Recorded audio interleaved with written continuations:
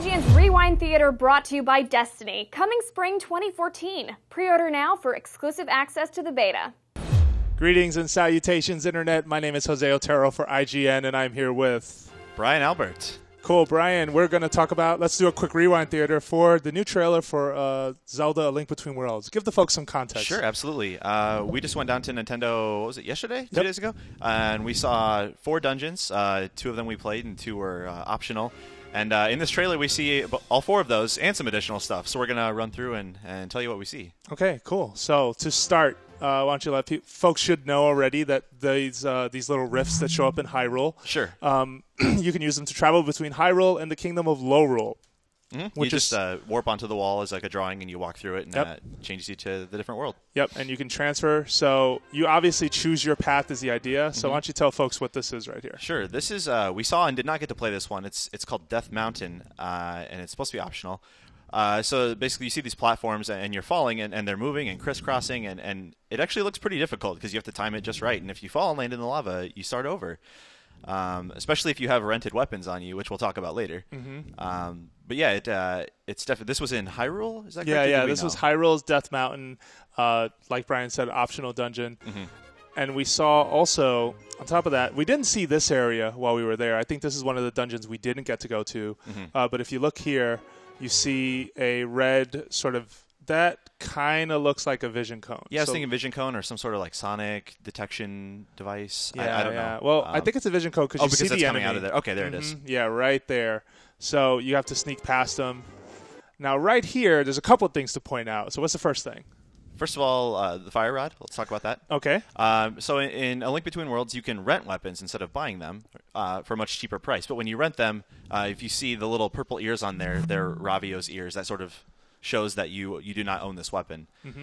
And also, if you don't own it, you can't upgrade it. But we'll get to that later as well. Okay, got it. And also, so here, this is a standard fire rod, right? Just this is the regular effect. Just pay attention to that. Yes. And this little scene is taking place in Lorule's version of what I guess was Death Mountain, because they sort of started our demo in Death Mountain. She went through a rift, and then it was snowing outside. Yes. Yeah. And then the area, if you're not fast forward, but if you just play right here. Mm-hmm. This is where she went next, correct? Yeah, that is correct. Yeah. And so this is another optional dungeon, and you're not worrying so much about like falling these really vast depths, but the pathways are much narrower. You have bats attacking you. You have these spikes. Mm-hmm. Sometimes the walkways will just brush past each other, and you have to turn into a painting and slide around them. It was pretty cool. It looked really tricky. Excellent. Yeah. All right. So here. Just really quickly pointing out again, I'm just going to rewind a little, but you see another rented item. You can always tell that an item's rented, like Brian pointed out earlier, because of Ravio's ears are attached to them. And if you die, you pointed this out, right? Yeah, if you die, you lose all your rented items. And it's awful. Link's just on the ground, and Ravio's assistant comes by and just scoops them all up and flies off. Yeah, very painful, because you not only lost time, but you lost money. Right. Yeah. And if you want to try a new dungeon, you have to experiment with those items and see which one works. So you're always buying them and renting them. It can be rough. And so just also to point out, again, this is a standard bow and arrow. We'll give that more context in a second. So we didn't really see this area, but it does show how merging into a painting on the wall will work with traversal, right? I mean, getting not only around the boulder, but over that chasm that's right there, which is interesting. Yep. You can dodge things. Not forever, though. You got that energy bar on the side. That's right, yeah. Yep. And the energy bar dictates, how many times you could use the item, as pointed out. So this is in the dungeon that I got to, which was... We probably went to the wrong ones because you're much more experienced with Zelda than I am, and yours only had a password to enter.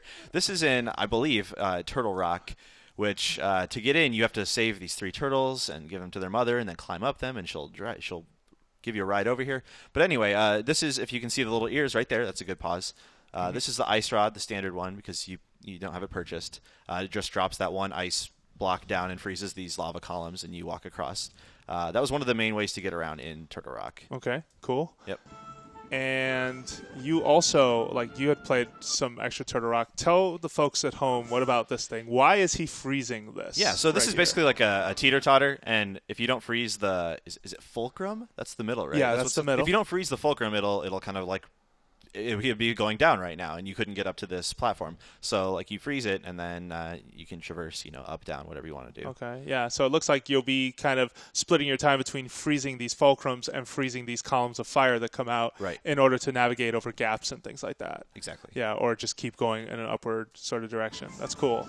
All right, so right here, the only thing we really took away from this is that he's leaving a bomb here for what we could assume was a time switch. I mean, if you listen really close to the audio, when the bomb goes off, you hear a tick, tick, tick. So this was probably a time switch, and just showing, like, that's kind of a staple in Zelda. We've seen that, but that's kind of cool. So this threw us for a loop for a second, because we're like, what the hell is going on here?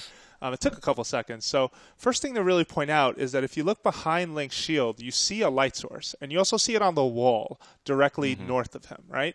So then, as he continues, and also the one more giveaway here that light kind of matters is that looks like a torch, and you'll see in a second, like, that's pretty much a definitive conclusion.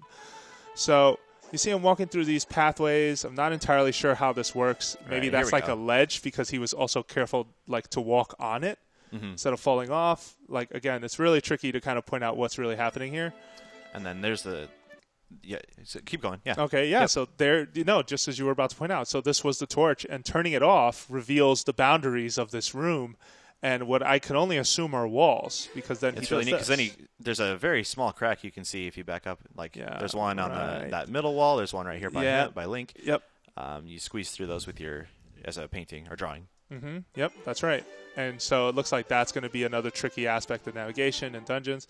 So this right here is from Thieves' Den, which is the dungeon that I chose to play. And it was fairly straightforward.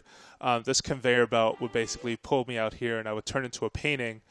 And then using that, I would have gotten over to the other side. And the reason I was doing that is to activate that switch, which was then going to change the direction of one of the conveyor belts. Okay. That's all I remember from it somewhat. Also, a weird thing to point out, there's a bomb with legs here. And this was really weird, because when you swipe at it, it basically turned into a standard bomb. And that had something to do with the puzzle. I mean, I don't want to go too much further with that. But, yeah, that was just one more thing worth pointing out. So now... Yeah, we're moving into the upgraded items. This is the Mother Mai. Yeah, that's right. So around the world, you can find these little baby Mai, and sometimes they're really obvious. Sometimes they're in trees or stuck in a wall or something. And once you collect 10 of them, you can upgrade one of your items as long as you own it. So you can't rent. So can't upgrade a rented item. Can't upgrade a rented item. Correct. So it looks like Link just got an upgraded bow here. Yeah, and it takes, you may have said this, it takes 10 Mai in order to get this upgraded item. Like, that's the key to part of it. It's not just one per return. And this person has returned 22, according to the marker in the corner. They're in good shape. Yeah, we saw this at Comic-Con during Aonuma's panel, and you see there, fires 3. This was kind of an interesting shot right here, because he hits 3 in a row. Yeah, kind of cool. It'd be tough to get him lined up like that. Yeah. No, also true. Yeah. Get like a chain. So check this out. So here we go. So the fire rod that we showed earlier, if you notice this one, it doesn't have the ears on it. Also, it looks a little different, especially at the tip. And that column that it shoots out is taller and maybe wider as well. Yeah, and it lasts longer. I mean, it was going for a bit there compared to the first one. Pretty safe to assume that's an upgraded fire wand. Yeah. Wow. He got burned up. Yeah. Yep. He doesn't look good there. Yep. Yeah. Okay. So right here, the upgraded ice wand. Then, so if you look at the tip, no ears. Also, the big giveaway. There are 4 pieces of ice falling out of the sky. So you used the ice rod at Turtle Rock, and you were only getting 1 per, right? Yes. It's to freeze the columns. It would just drop 1 of those down. Okay. This one has 4, so very clearly a better version of what I had. Cool. This is actually, I believe, the intro to Turtle Rock. Okay, the entrance right there. Cool. And then I didn't do so well in my dungeon, but you did pretty well, you said. Yeah. And so the gate right there that you see to his right in my demo, I was told that will take me so there's a midpoint to these dungeons, and basically that gate will take you back to the entrance of the dungeon itself. So if you wanted to take a break or something like that, that's was kind of the explanation I got from someone. And that's not uncommon. I believe A Link to the Past had something similar to that, where you can sort of teleport back to the beginning. Or if not, then it's a thing that I made up, but it has appeared in other Zeldas. That's pretty much clear. All right, so...